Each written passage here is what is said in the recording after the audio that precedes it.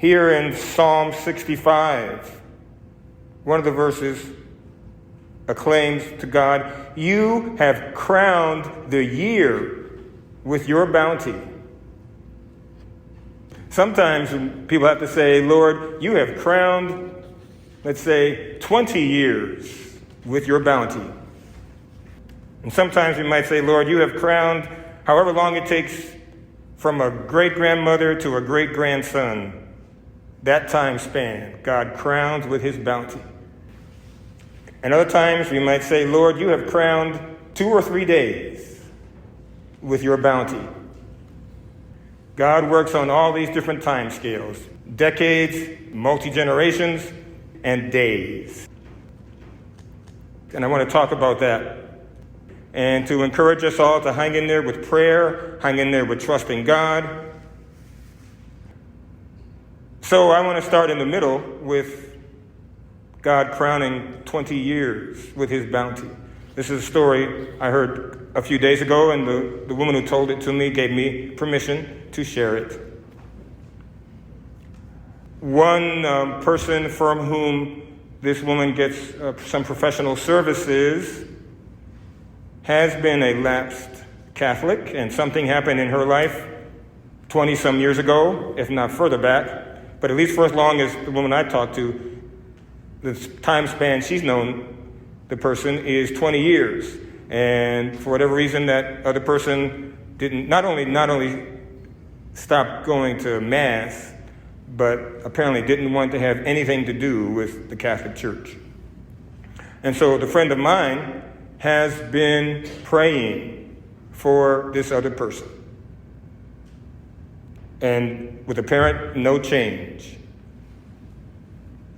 And then just in the past couple of weeks, I guess, or a month or so, something happened, and some religious sisters, religious women, some nuns, went to visit this lady, talked with her, and out of that conversation and the grace of God working through the nuns, she said that she was open to talking with a priest.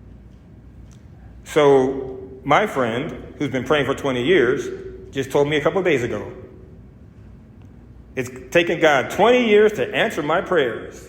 But that other person talked with the priest, whatever happened, and she is going to start re-sparking her faith and re-entering into some kind of practice of her Catholicism.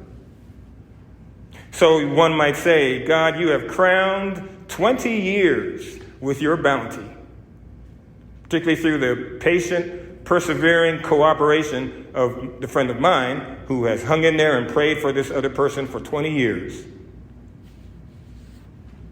Now, stretching it to a couple of generations, on the 13th of July, it was the feast day of St. Henry. And I know this story because I used to be the associate pastor, or parochial vicar is the technical term, at St. Henry Parish in Gresham. And so St. Henry was known for being a man of faith and not being a tyrant or a despot or anything like that. But I gather his parents and uncles and aunts, and then his grandparents and all that, those generations of this royal family, could have been Game of Thrones or something. Lots of people killing each other and kidnapping each other and backstabbing each other and all kinds of things that royal people did back then in medieval days. But his great-grandmother, Matilda, is also a saint. So you here had this saintly woman,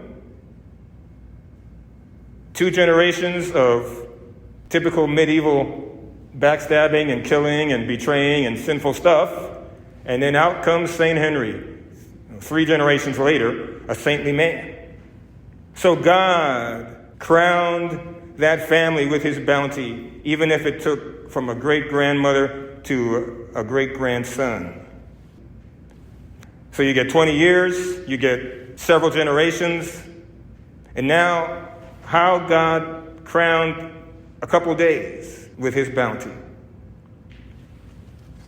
I've been talking with some staff members at St. Michael the Archangel Parish to track down to get a book that they recommend to people, particularly those people who are not Catholic, who might be interested in at least understanding the Catholic Church more. And it could also be very well helpful for lifelong Catholics. I've never read the book, never heard of it, but it's called The Faith Explained by Leo Tresse. I don't know how to pronounce the last name. But anyway, so one of the staff members at St. Michael's mentioned it to me and said that she would get a copy of it to me. And I assumed they had extra copies at the parish, and she was going to lend me a copy from the parish. And so, since I am leaving tomorrow to go on vacation, I thought, if I could get a hold of that book and read it as part of it during vacation. So she said she was going to give it to somebody else, and then it just never wasn't working, was never connecting. So finally, I called St. Michael yesterday or Thursday and said, look, I'm leaving on Sunday. Is there some way I can get this book? She ended up not having a copy, I guess, that she thought she had. So she went on Amazon to order it, but it didn't get here in time for me to have it by today. So she says to a mutual friend of ours, I need to get a book to Father Chuck. Do you have a copy of it? And the lady said, no, I don't. I've never even heard of that book. Then she looked at her bookshelf, and she said it was like a light was shining on this book in her bookshelf. She just glanced over and there it was on that woman's bookshelf. She had the book, didn't even remember. Maybe her husband bought it, but in any case, she had it. She gave it to the St. Michael's staff member. St. Michael's staff member brought it here this morning after their Saturday morning mass and left it on the door for me. But I didn't know any of that, except that I went to a special event this morning at the parish where our mutual friend goes, and she was there. And so she said to me, I hope you enjoy my copy of the book. and she explained the whole thing, how she did not know she had it. She looked, and there it was, as if it had just materialized on the shelf. God crowned just the 2 or 3 days of the timing for me to get this book so that ideally I can help people who have come to me asking about learning more about Catholicism.